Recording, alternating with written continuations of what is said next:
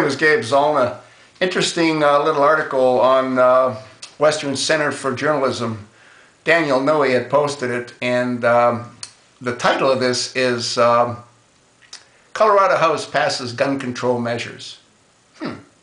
Now, what's interesting is that they're limiting the size of ammunition magazines and universal background checks. It passed overwhelmingly on Monday. Now, what they've limited to is the proposed ammunition restriction limit for magazine is 15 rounds for firearms and 8 for shotguns. 3 Democrats joined all Republicans voting on the bill, but the proposal passed 34 to 31. I'm surprised that Democrats joined the Republicans. Usually they don't. They must be coming up for re-election, so they're trying to hang in tough, you know what I mean? Anyway, we've got this Democratic Representative Rhonda Fields, and she was a sponsor of the bill, and she said, you know, I mean, enough's enough, you know what I mean?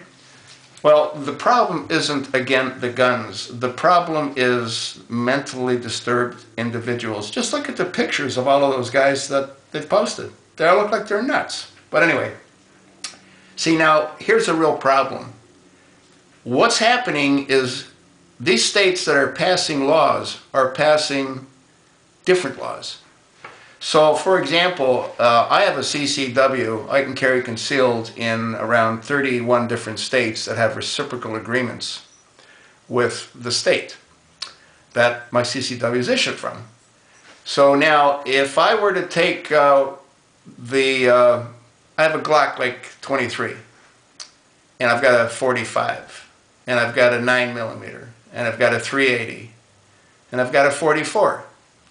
Okay, so if I took my Glock, which holds, I believe, 14 rounds, but let's say I had a high-capacity magazine, which is like 31 rounds, and let's say I was going to Colorado. Well, guess what? I just broke their law, not knowing what their law is, because you can't be on top of every law.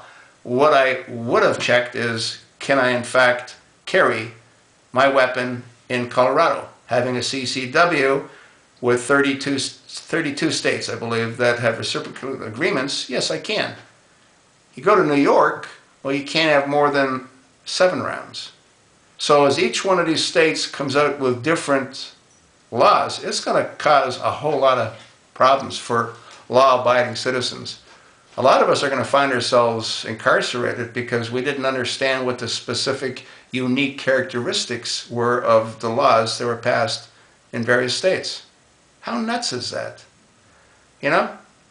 It's the same thing that I think it's completely crazy that we live in the United States of America and every state has different laws. Like in Louisiana, they do Napoleonic law. A lawyer cannot practice there unless he's a graduate from one of the universities and he's taught Napoleonic law. A law should be a law, you know what I mean? But it's not. Anyway, I think this gun thing is going to be a real big problem for law-abiding citizens. You know, because every state's going to come out with their own rendition of what they think they want to pass. And again, the big mistake they're all making, it isn't the guns. Adam Lanza's AR-15, according to NBC and CBS News, was in the trunk of his mother's car. You don't hear anybody talking about that, do you? No.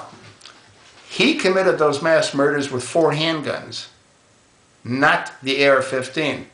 But they singled out the AR-15 because it looks mean.